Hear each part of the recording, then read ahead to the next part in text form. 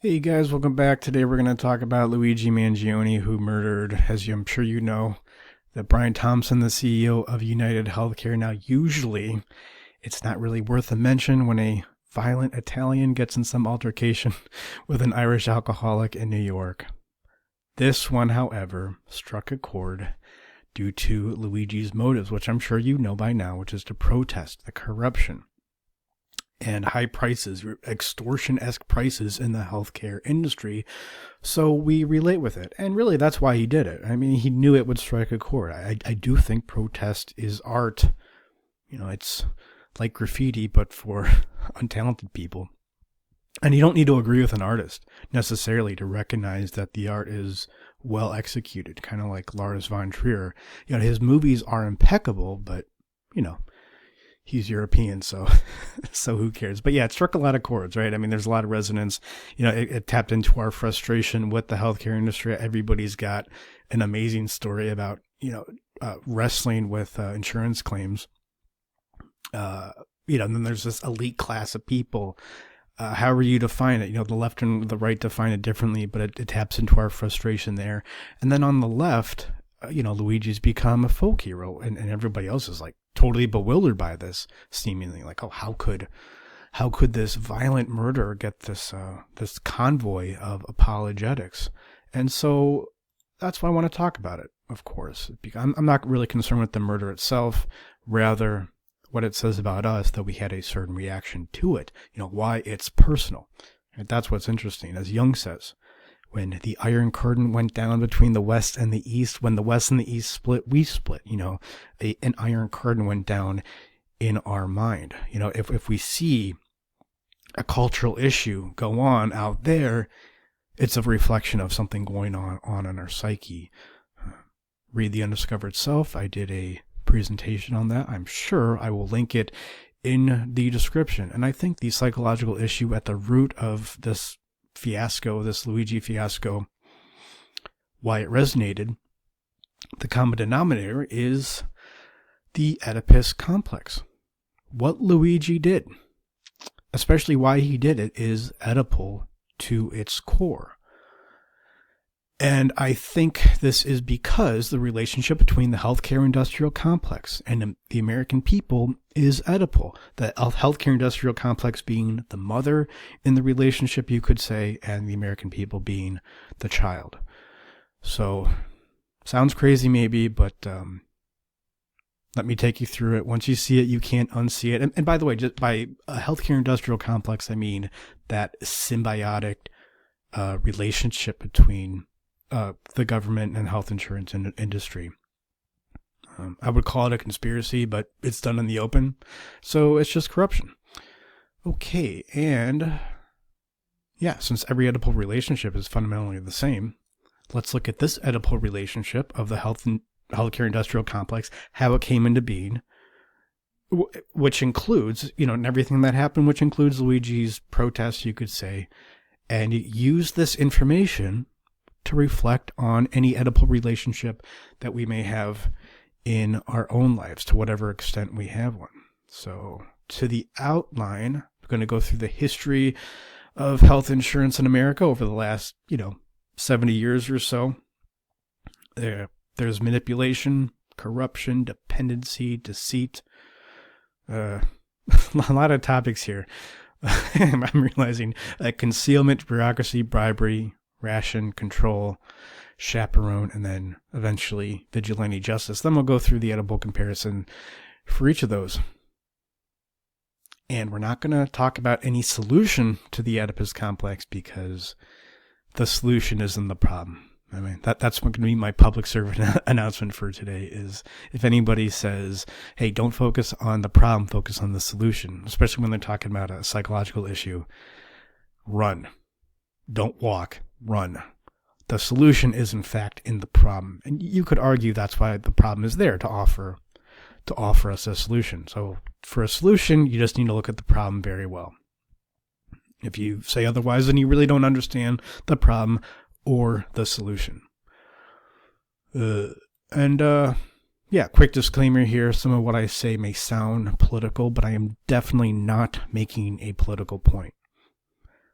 Wink, wink. No, I'm really not making a political point. I'm making a psychological point, which is objectively more fundamental. All right, so let's go to the history of health insurance. The first thing that happened was manipulation. So during World War II, FDR, so there are a lot of labor disputes because a lot of the workforce was, of course, over fighting in Europe. And so, to end these disputes, he made it illegal for employers, to offer higher wages. So employers just found another way to attract the best workers, and that was through offering benefits, offering healthcare benefits. The government got wind of this, and then a couple years later, in 1943, insurance through employers became tax deductible. What this means, because I need to remind myself of it because I barely know what it means, is a non-taxable income. That is, healthcare dollars are now worth more than salary dollars, which means there's a lot of meaning here, which means healthcare is incentivized to cover more and more and to cost more. So now you have this system set up where, healthcare covers more and more, and the cost of healthcare is hidden. And pretty much all the time, not all the time, but pretty much all the time, where cost is disconnected from the consumer, well, especially when money's being funneled in to this industry through the tax deductible issue, then the prices go up. It's the same thing with schools. That story came out last week, I guess, that New York City is spending $36,000 per student per year. And, they're illiterate, So it's kind of like, not to get too far ahead of ourselves, but you see where I'm going with this, right? It's kind of like in an adult relationship where the cost of the relationship is disconnected from your feeling, from how you feel, from what your thoughts truly are, especially from your anger. Then, of course, the cost of the relationship goes up. So that's manipulation. Then with manipulation, you get corruption, which is how corruption begins, through this kind of manipulation.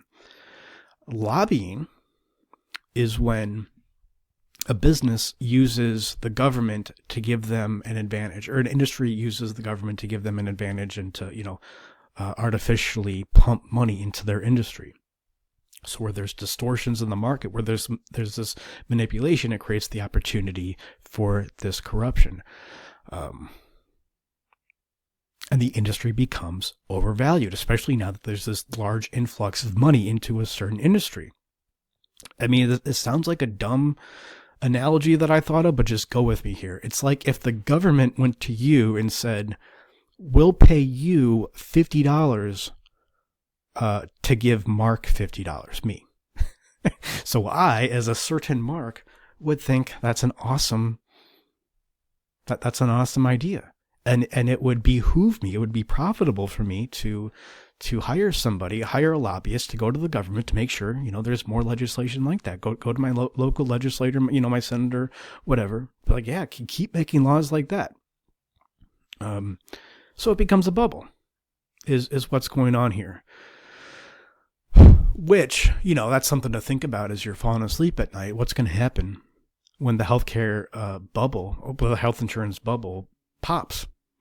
Probably going to happen at some point. I don't know. But, say bye-bye to the economy. And of course, that's the real irony, because what do you really need for an efficient, well-run health insurance industry is you need an efficient, well-run economy. Look, this is corruption, like I was saying. This is not, people, I guess I'm reiterating this because I want to say that people will call this capitalism, but it's not. I don't want to use the term fascism because that's just become associated with right-wing dictatorship, but it's economic fascism, right? It's not capitalism. Just, don't call a thing when it's not that thing, is all. And of course, this engenders dependency. So through this overinsurance, you could call it, the American psyche develops an unrealistic expectation for health insurance. Like you have a cough, you have a cold, you go to the doctor, maybe you get some antibiotics, get an inhaler, and they take your blood pressure. Why are they taking your blood pressure? Because insurance pays for it. It doesn't matter.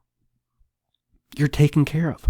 100%. There is nothing to worry about, sweetie. We'll take care of you 100%. You are 100% loved. You have the right to be taken care of by somebody else. Sorry if the Oedipal comparison, the parallels are too obvious here.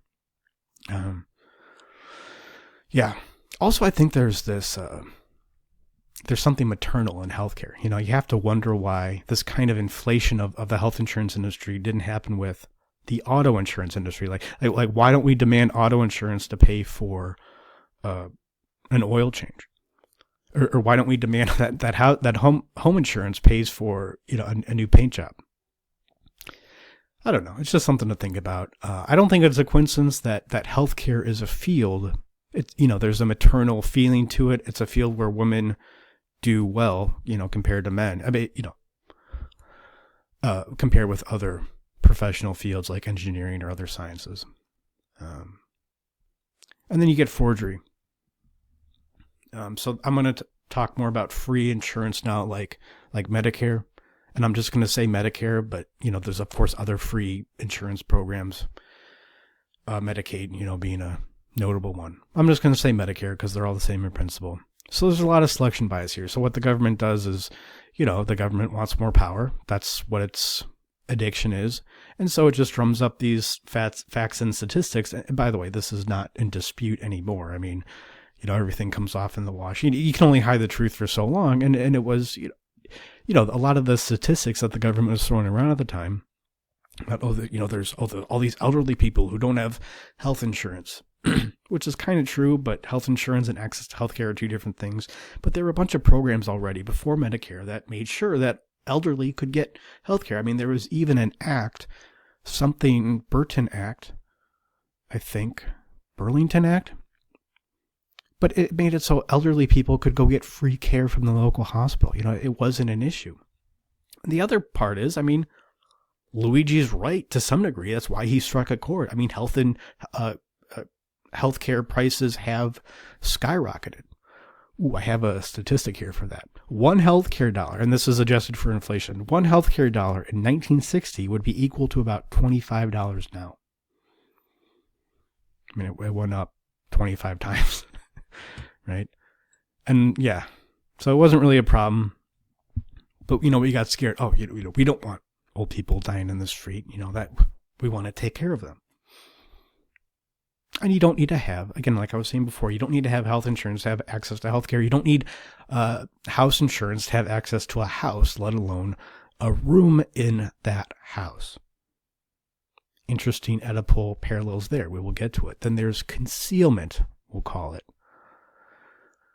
I guess, which I kind of talked about before. So just, costs become hidden when they're disconnected from the consumer. The costs become more hidden. I guess my point here, I just want to reiterate this because it creates this Red Queen kind of scenario where, the faster you run, the faster the scenery, the faster the queen catches up with you. There's no getting out. You drive up costs. So now people who don't have insurance or Medicare or Medicaid or something, they can't afford healthcare anymore. So as you get more people insured, this drive up costs. So you need to get more people insured. It just goes around like that. I kind of like the more you try to keep your mom happy, the higher the costs become for you. Interesting. Then there is bureaucracy formation. So doctors now need to honor the needs of a certain government system of bureaucratic rules rather than the needs of the patient. And this, of course, is what makes the healthcare industry, a complex. This is what a complex is. You think you're interacting with reality out there, but really what you're just feeding into this detour into your mind that goes to a dead end. And you wonder why your life isn't working out because you're actually not relating with reality. You're feeding this internal bureaucracy. Now we have things like an hour of healthcare requires an hour of paperwork. There's these things called CPT codes, which stands for something. But it's an attempt to describe anything, any procedure that any kind of doctor will ever do, any kind of interaction that any kind of doctor will ever have with any kind of patient. And it's become the standard. So now even private health insurance companies need to follow it. Or private health insurance needs to follow it. an aside, I learned that the company that creates these CPT codes, they have a monopoly. You have to go to them for these codes. They're the ones who create them. Just another example, just something that happens in any bureaucracy. And then there's bribery. So there's something called EMTALA, the Emergency Medical Treatment and Labor Act, and this gives federal money to hospitals, and then in turn they make it illegal to turn away anybody who comes to the emergency room. Anybody.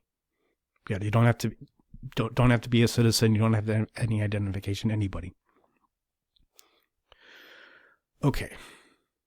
Now what's going on is the government needs to start rationing healthcare. It's just what needs to happen, right?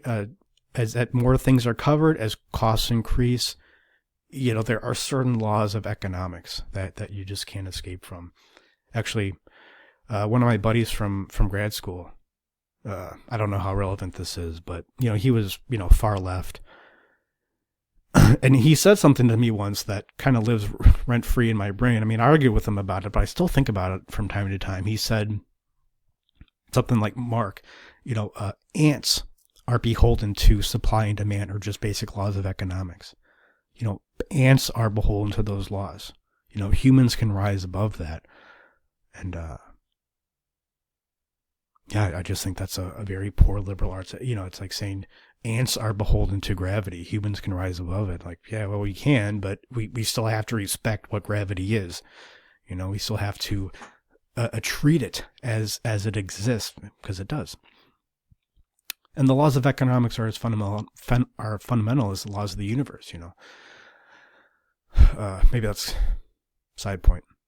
Anyways, we need to come up with a way to ration care. This is where HMOs come in, and this is how HMOs make money, is they ration care. I mean, you probably have some interaction with an HMO. You go to a primary care doctor, and they decide if you get referred to a different doctor, and you pay a premium. And so, that's how they make a profit, which is fine.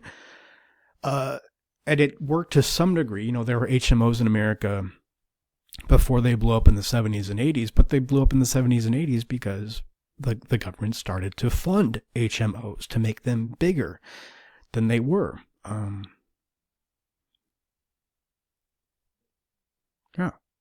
So that's rationing.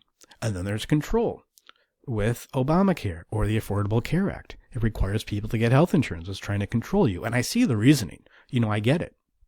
We do the same thing, go back to the auto insurance comparison. We do the same thing with auto insurance. We require people to have a certain level of auto insurance because, it just makes society run better. I get it, whatever. Except the big exception here is, over the past 60, 70 years at the point when Obamacare was introduced, there was a lot of cronyism and bureaucracy and inflated prices. So what happens, you drive up the healthcare prices. $1 in 1960 is equal to $25 now, adjusted for inflation. And now the government forces you to get a certain level of healthcare based on these inflated prices. I mean, it's just like that meme articulates beautifully, I think. It's just the worst of both worlds. And then eventually you get chaperone. Yeah, any bubble, any relationship bubble, there's a breaking point. It can't last forever. It's a fantasy. It's a breaking point. So eventually you need to let people do their own thing. And this is where we get HSAs, or health savings account, which kind of cuts the strings between employment and health insurance. Now you could decide where to spend the money, and, below a certain deductible, you can see whoever you want, but above a certain deductible, you have to see people who are within a certain network. It's actually a decent solution to this. It's not perfect, but it is a decent solution. And then another solution, of course, is vigilante justice. You send a message, and which is, I think, the saddest part of all this is, Luigi and people who relate with him and people who resonate, they don't understand. I think they have a difficult time seeing that, what we just talked about here, what we just went through, this development of this Oedipal relationship over the past 70 years. you go to school, you go to an Ivy League school where Luigi went. He went to Penn, right? And you just learn rich people bad, poor people good. Rich people take money from poor people. They simplify it. This kind of whatever post-structuralist understanding of the world and indeed the universe and how humans interact with each other. The point is, you can't articulate. Luigi, because of his failed liberal arts education, he is unable to articulate what's going on. Kind of like you're in an Oedipal relationship with your mom and you don't really know what's going on. You can't name your feelings. You can't name thoughts that you have. You just know something's wrong. You know something is wrong with your mom. And in a way, you're right. You are right. And because you can't articulate it, because you can't put words to your inner state, because you can't create accurate images and of your mind, of how you feel, of what you think, and then put words to those images, you need violence. Of course, you're going to need violence to send a message. You need to send a message because you can't create a message on your own. All right, now let's go to the Oedipal comparisons if they haven't been super obvious already. First, there's manipulation. What's the Oedipal parallel of manipulation? Well, I guess your mom, due to her own issues, because she's involved in some conflict. And it's not that she's involved in some conflict, like a conflict with the neighbors that she's not supposed to be involved in. It's not just that she's involved with that conflict, but she has the kind of psychology that would get her involved in something that is not really her business. She can't give you what you need, right? She can't give you what's necessary for the functioning of a healthy relationship. Things like honesty and transparency. That takes, as we say at this channel, that takes bandwidth. That takes emotional bandwidth. And she doesn't have that. So what does she do? She stuffs you with cupcakes. And you accept this. You play a part in this. You accept the proverbial cupcakes. And you've accepted them for so long that it just feels normal to you.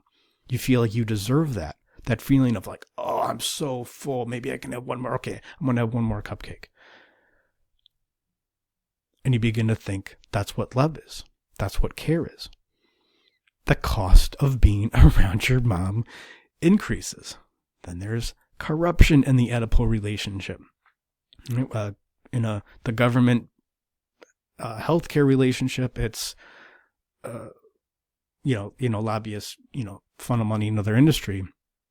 Emotional or relational corruption is, like I was kind of saying before, you're complicit in your mom's false care. You're complicit in it. And it's false care that robs you of your own ability to take care of your healthy needs yourself. And you don't even know those healthy needs are anymore. I mean, there's economic fascism, that's emotional fascism. And that's dependency, right? You think your mom is supposed to take care of you. And if there's even a hint of feeling unsafe, like you might be on your own or you don't deserve other people to take care of you, then you freak out, right? And mommy comes and says, oh, don't worry, mommy's here. But she can't, it's just a relationship.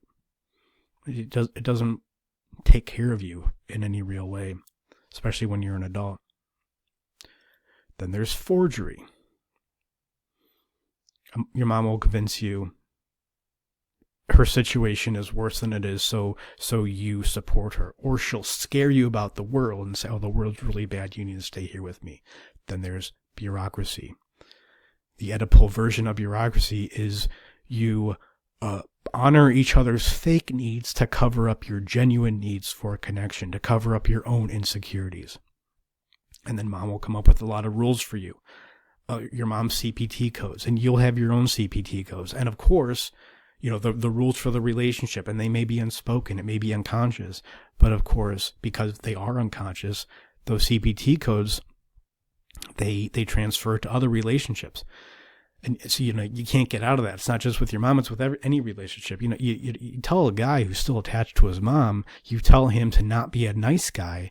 And what he interprets that to be is to be mean. He can't see it any other way because of these codes. And the point of the relationship is to keep the artifice going, is to keep this apparatus moving along, because if it stops, then it's painful. Then your insecurities come to the surface. There's bribery. What does your mom do? She says, oh, after all I've done for you, right? You can't say no. You can't say no and have your own boundaries, have your own identity because of the care that your mom has given you. I didn't raise you to act like that, whatever. Then there's rationing. What's the Oedipal parallel for rationing? Well, eventually you have to have friends, at some point, right? Limited bandwidth, laws of economics, laws of emotional economics. You need independence at some point. So your mom, let's say you have friends, but I don't know, like she chooses your friends and you have to be, whatever. There's restrictions. You're rationed. Like, yeah, you can have your own life, but there's going to be restrictions on it. And you're probably not going to, you're not going to be like with HMOs. You're not going to be a good friend, because of all these CPT codes you have in your mind. And even if you are a good friend, you're not going to be very much fun to hang out with, regardless. Control. What's the Affordable Care Act comparison? Well, your mom just becomes controlling and makes you do what she wants you to do, which doesn't work because so for the first 25 years of your life, your mom has been indulging you. And she realizes, wait a minute, that my son's not doing anything. Now I need to try to control him, but it doesn't work. The control, it's not a boundary, right? It's a compensation for the indulgence. So so it doesn't really work. And it doesn't work because it's based on this foundation of unhealthy emotional regulation. And then your mom will chaperone you. She'll give you some freedom. And it's a step in the right direction, but it's like, you can go out and be with whoever you want until 9 p.m. But after 9 p.m., I'm going to text you a lot and I get to choose who you hang out with. And it just becomes really annoying. And then, of course, there's vigilante justice. What's the vigilante justice version in the Oedipal relationship is cutting off your mom. Right? Just cutting her off. Like, I can't stand having my mom around. I don't know what the issue is. Of course, an extreme version of cutting off your mom is killing her, is murder, which does happen. But regardless, the point is you need to cut her off because you can't articulate. You can't articulate the process. You can't articulate your own feelings, your own needs, your own thoughts. You're totally tuned out, and it may just feel normal to you. You can't articulate that, but you sense that your mom is this overbearing presence. So you can't talk with her. All you can do is send her a message by cutting her off. And of course, it perpetuates the problem because the problem wasn't with your mom. It was with the relationship. Like with Luigi, what does he want? Probably more government interference into health insurance. Well, it's just going to get more of what we already have. More corruption, more bribery, more concealment, more bureaucracy. So that's what you do. And what you need to do to work through this issue, whether it's with any Oedipal issue, whether it's with your mom or with the health insurance industry, you need to create a boundary. You need to go through a process, as I was kind of indicating before, of identifying feelings, naming them, making them conscious, processing them based on what a feeling is, and it will be painful. It will be painful to lose those protections, to lose that inner bureaucracy. But, nothing's worse, of course, than going through life thinking that your mom or some legislator is your savior. I mean, after all, insurance is a good thing. It's a really helpful industry. People who actuaries, they call it, like people who calculate, they do very well. It's very complicated, and it's a fascinating industry. We need it, but you need to develop a healthy relationship with it. Just pay into it a little here, a little there, as much as you want in a healthy way. So when the catastrophe does happen, whether it's the health catastrophe or, your mom dies, you don't have any regrets. And, Yeah. Look, I mean, it's just easy to fall into the trap of thinking that change happens outside in, not inside out. I mean, everybody knows this on some level. You know, Jordan Peterson goes around and tells you to be responsible. But if you can't articulate that process of creating an identity of, you know, if you can't go through like exactly what it means to take responsibility and how you need to relate with your emotions, first you need to learn what emotions are to do that properly. Then eventually you're just going to fall into this trap of thinking that culture is the problem, women are the problem, men are the problem, the government's the problem, and it's all a conspiracy, really, you have with yourself to keep the pain hidden. I mean, it's just like Infinite Jest. I mean, that's what that book was about. It was about what it takes to get even a sliver of willpower. To get even a sliver of willpower, like a little bit of wiggle room into the straitjacket that is your psyche. You know? Because otherwise you're going to end up Infinite Jest style comatose. I mean, you're effectively going to be dead. You're effectively going to be dead if you can't go through this process of making your feelings, thoughts conscious so you can develop your own identity, your own personality. I mean, it's, 1,000 pages of just struggle and suffering. And, plus 150 pages of endnote death. So, one dumb guy gets a little bit of aperture, a little bit of window through which, some willpower can get through. And maybe he can do something with his life. And I think that's why we need Luigi. That's why we need Luigi, I think, to feel something and to create meaning for us. Is whether you agree or disagree, doesn't matter. But it's all due to our unwillingness to face that fundamental struggle for exactly what it is.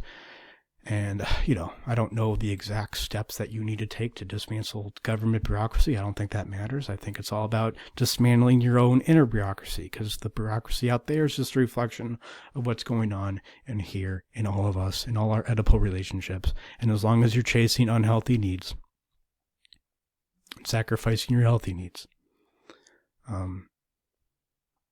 it's going to have that bureaucracy. You need to free up that libidinal energy. Begin to make the decisions that you want to make, so you're relating with reality and not, going through the dead end in your mind. That leads to the complex.